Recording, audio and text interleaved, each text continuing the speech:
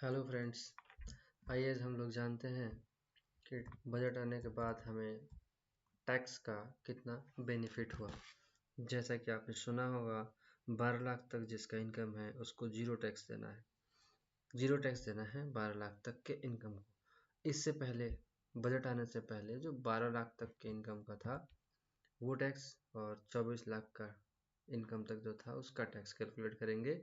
24 से ऊपर इसलिए नहीं दिखा रहे हैं कि 24 से ऊपर जो सबका 30% है, तो 30% वाले स्लैब में सभी आएंगे तो उससे कोई चेंज नहीं होगा। हमें 24 लाख तक के कैलकुलेशन में कितना बेनिफिट मिल रहा है वो हमें देखना है।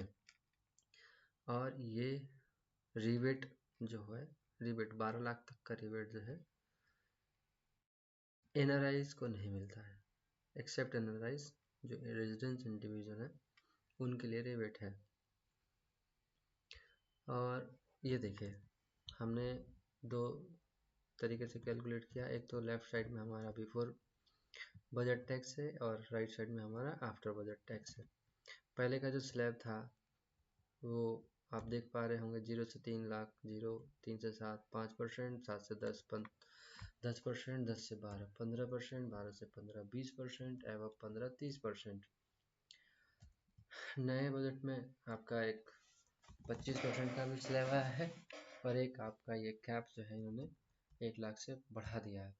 तो 0 से 4 लाख तक आपका नए वाले बजट में आने के बाद 0% हो जाएगा। 4 से 8 लाख पे 5, 8 से 12 पे 10, 12 से 16 पे 15, 16 से 20 पे 20, 20 से 24 पे 25, और 24 के ऊपर 24 के ऊपर एबव 24 आपका 30% का स्लैब है। एबव 24 जिसका भी होगा उसका 30% टैक्स लगेगा। तभी हमने कैलकुलेट किया है up to 24 lakh, so that कि हमें ये पता चल जाए कि सबको जो भी टैक्स पेयर है उनको कितना बेनिफिट मिल रहा है।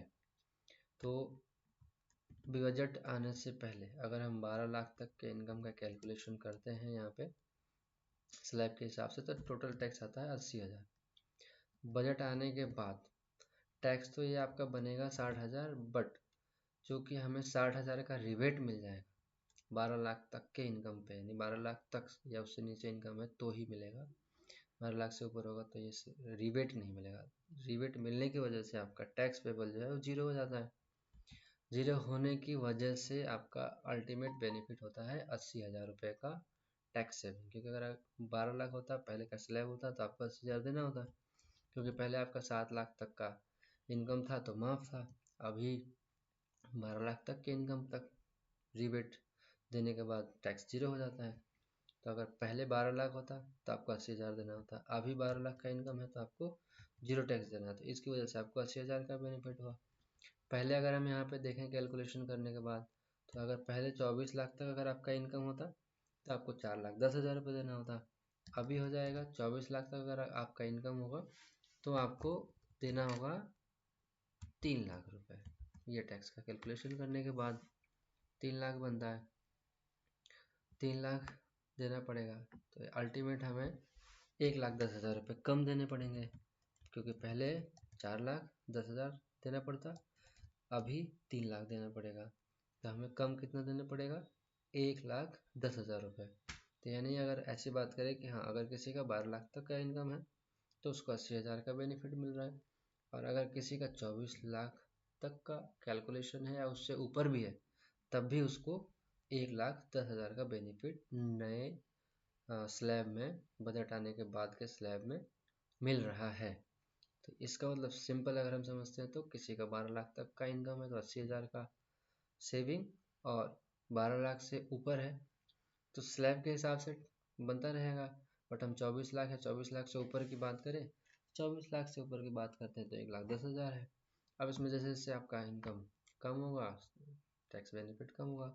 सपोज करिए कि आपका इनकम 20 लाख तक ही है तो उसका कैलकुलेशन 20 लाख तक ही होगा, तो जो डिफरेंस आएगा वो आपका बेनिफिट आएगा।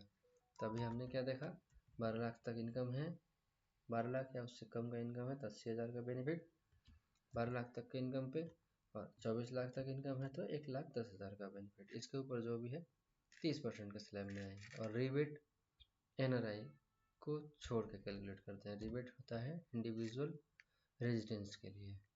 अगर समझ में नहीं आया हो या अगर आपका कोई क्वेरी हो या अगर कैलकुलेशन में कुछ हो जानना चाहते हैं तो आप कमेंट करें, हम रिप्लाई देंगे।